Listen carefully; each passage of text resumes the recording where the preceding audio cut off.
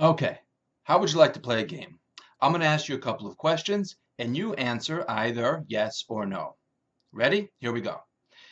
Would you be offended if I called you a space alien?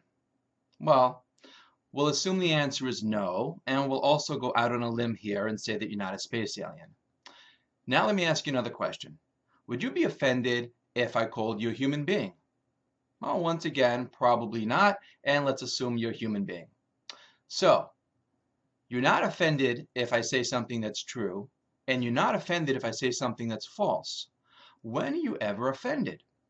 The answer, of course, is if I say something that's true that you're not really fully able or willing to accept or acknowledge about yourself.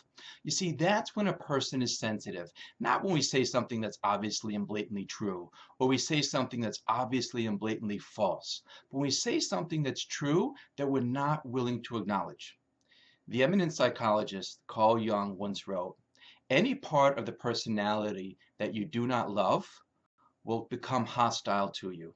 What he means is that when there's a part of us that we're not willing to embrace, we end up putting up a shell, a facade, a show.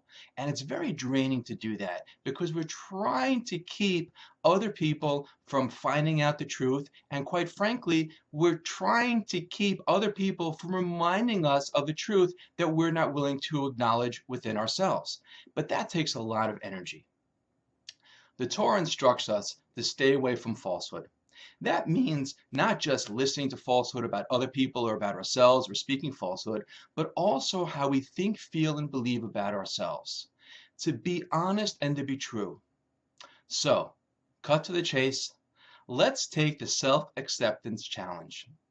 Because real courage is about self-discovery and accepting who we are and moving forward. Find one thing about yourself that you've been telling yourself, peddling to other people, selling yourself and others on, and simply let it go. If it's something you can change, change it. And if you can't, accept it. Now, there are plenty of things about us that we will go ahead and acknowledge, but they're very, very hard to change.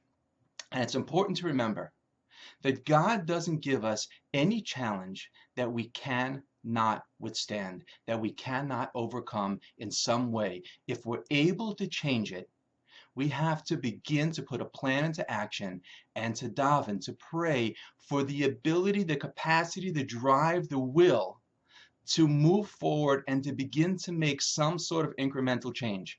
And when we do, we will come to life. But again, all of this is predicated on the willingness to let a part of us simply dissolve that isn't true. To put aside the lies, put aside the facade, put aside the shell, and let the real us shine through, at least in one area. I'm Dr. Dave, and thanks for watching.